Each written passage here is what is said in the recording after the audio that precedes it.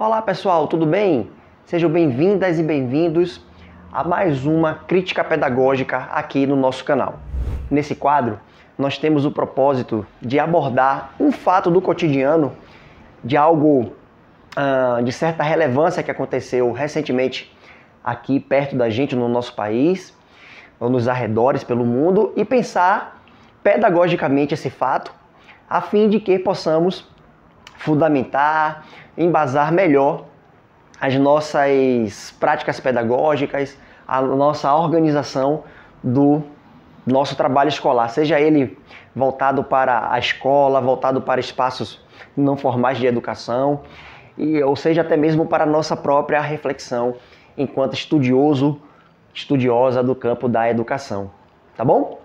Bom, recentemente nós vimos uma cena, o link está aqui na descrição desse vídeo, em que uma deputada federal saca uma arma e vai atrás de um homem negro com mais outras pessoas armadas ao seu lado, no intuito de cobrar alguma coisa, segundo a nota que depois, a justificativa que ela trouxe depois, agir legítima defesa, uma tal de legítima defesa, apontando a arma, com a arma em punho, apontando na direção de um homem negro que clama, que pede que não o mate, que não o mate. Ela e mais outro, ao menos mais uma pessoa, dá pra ver nas imagens, né? Uma pessoa a mais que tá com a arma também em punho, atirando inclusive, né? Amanhã é Lula, irmão. Tira o celular da sua mão. Amanhã é Lula, papai. Amanhã é Lula, tio. Amanhã é Lula, tio. Repete o que você falou. Amanhã é Lula, tio. Para de gravar. Vocês vão voltar pro bueiro, Vocês vão voltar pro seu bueiro porque devia ter saído, seus filhos da Bueiro? bueiro. Vou voltar pro Não é o Bolsonaro que é misógino? Aí você... Deus, vai Vai tomar. embora. Vai embora, tchau. Tchau, até amanhã. Até amanhã. Amanhã é Lula. Amanhã é Lula. Amanhã é Lula, papai. Amanhã é Lula, papai. Fala comigo. Amanhã é Lula, papai. Então quer dizer que vocês dois... Amanhã é Lula. Amanhã é Lula. Amanhã é Lula.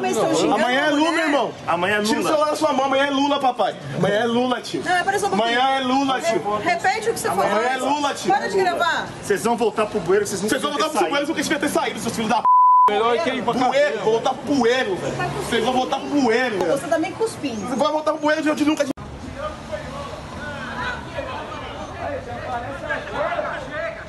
Já resolvi, paizão. Já tem baixado. Tá louca? Você tá louca?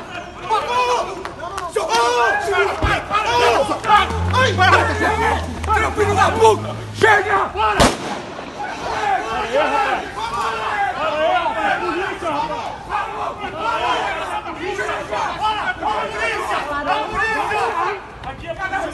Vem pra cá, Teco. Para aí, porra! Filho da... Vem pra cá, Teco. Vem pra cá. Tô filmando, vai pra lá.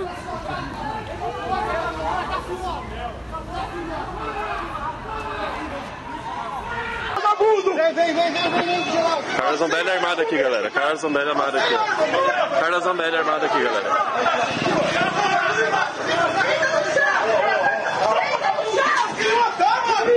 É a Zambelli, é a Zambelli.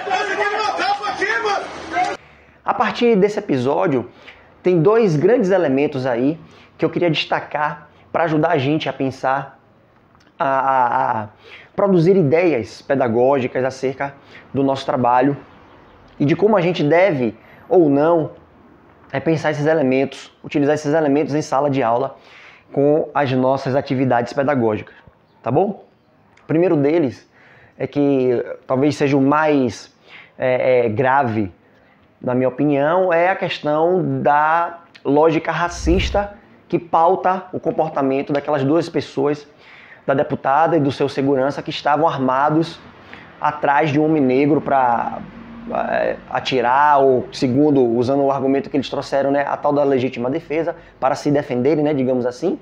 A importância que a gente tem, a partir de um dado concreto, de debater racismo, debater a relação de pessoas que ocupam uma certa posição por conta de sua classe socioeconômica e por conta da sua cor de pele, por conta do conjunto de privilégios que vieram acarretando e se apropriando ao longo do tempo Ao passo que toda a população afrodescendente também veio, ao longo do tempo, sofrendo os resquícios, sofrendo o resultado de um racismo impositivo sobre os seus corpos. Então, primeira coisa que eu acho importante a gente debater nesse episódio e trazer para a reflexão do nosso ambiente pedagógico, escolar, é, a partir desse exemplo, como uma estrutura racista está imposta. Se há um tempo atrás nós tínhamos senhores de engenho, nós tínhamos os brancos europeus, os escravistas, com seus chicotes nas mãos, com os seus instrumentos de repressão na mão. Passados os seus tempos, nós temos também pessoas brancas que, se a gente for fazer uma leitura genealogicamente para trás, a gente vai ver em que matriz, digamos assim, étnica, essas pessoas estão conectadas, empunhando novas armas, claro, dessa vez armas de fogo, armas correspondentes ao seu período em que vivem, atrás de pessoas negras, alegando legítima defesa, alegando isso ou aquilo, mas com o propósito racista de eliminação, de diminuir, de exterminar, de silenciar, de se impor enquanto, na cabeça dessas pessoas que estavam ali armadas, né, como se fossem as legítimas a dizer algo em uma sociedade que é, por natureza, diversa. Da mesma forma que se fazia, a mesma lógica, talvez seja esse o ponto central desse momento, dessa reflexão, a mesma lógica que há 400 anos isso imperava, de dizer que é o branco, que é o que tem o poder, é o que está legitimado, seja ele por uma propriedade, seja ele por uma posse dada por um rei, seja ele por um título, por uma candidatura no parlamento, ele está legitimado a atirar nos afrodescendentes, nos negros, nos escravizados, nas pessoas que, ao longo do tempo, por conta de um racismo estrutural, vieram sendo debilitadas, excluídas e mortas ao longo do tempo. Só não estando pior por conta do próprio movimento de resistência, de luta dessas pessoas, desses movimentos, desses coletivos que enfrentam essa lógica que foi estampada nesse exemplo, está estampada nesse exemplo aí, na qual vocês podem conferir no link aqui na descrição, e que foi estampada aí nas grandes mídias, nos grandes telejornais. O segundo elemento que eu queria discutir, esse é até bem inusitado no sentido de que às vezes eu dou até risada para não chorar, é o fato da lógica armamentícia.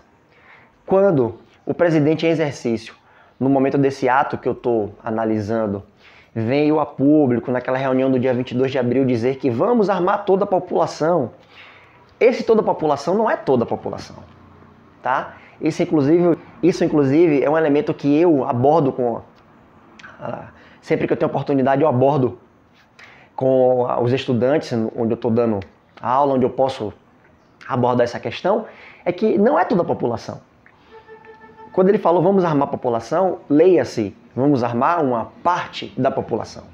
Uma população que tem recursos financeiros para comprar uma arma, que gira em média de R$4.000, 4 a 5 mil reais, a depender de modelos, das mais baratas, eu estou me referindo às mais baratas.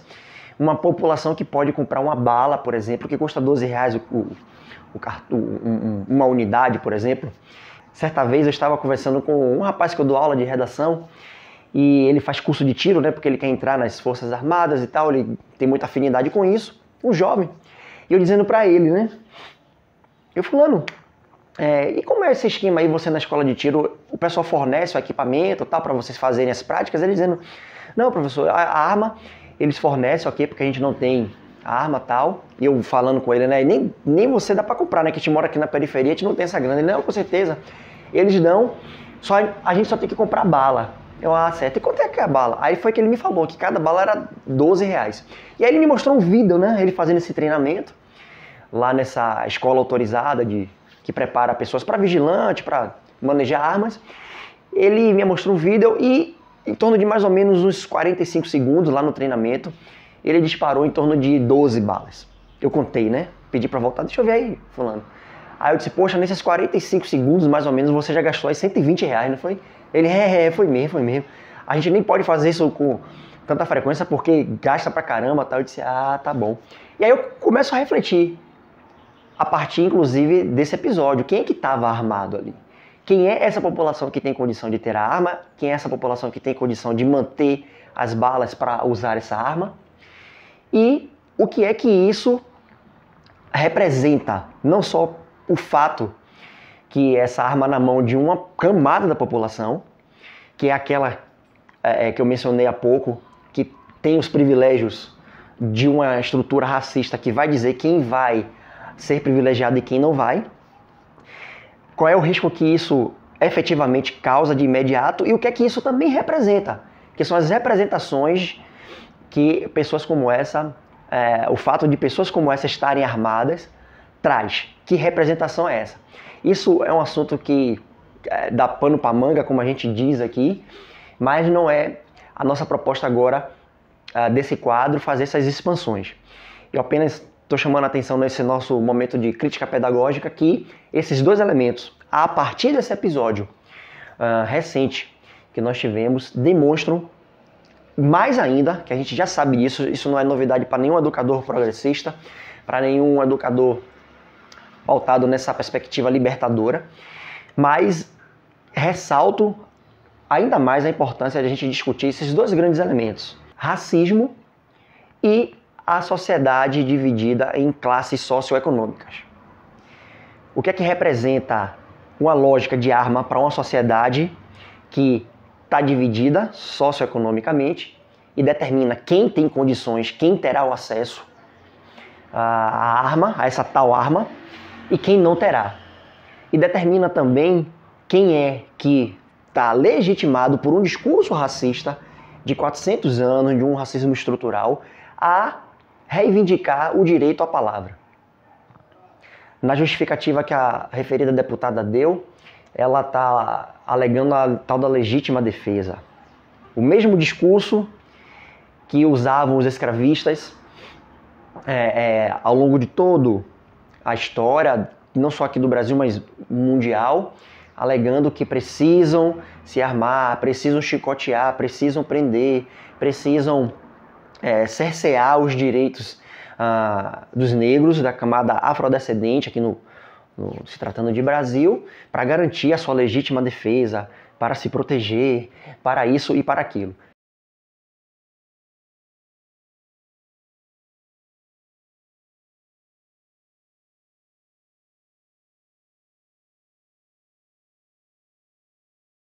Discursos e discursos que, por mais que pareçam frágeis e falaciosos, vão compondo a mentalidade de muita gente que não para fazer uma reflexão mais cautelosa e, sobretudo, os nossos estudantes que precisam desse nosso apoio crítico, dessa nossa reflexão para pensar criticamente essas questões. Então, racismo e sociedade divididas em classes socioeconômicas, o que é que isso pode representar a partir desse exemplo concreto, desse fato concreto que nós tivemos recentemente.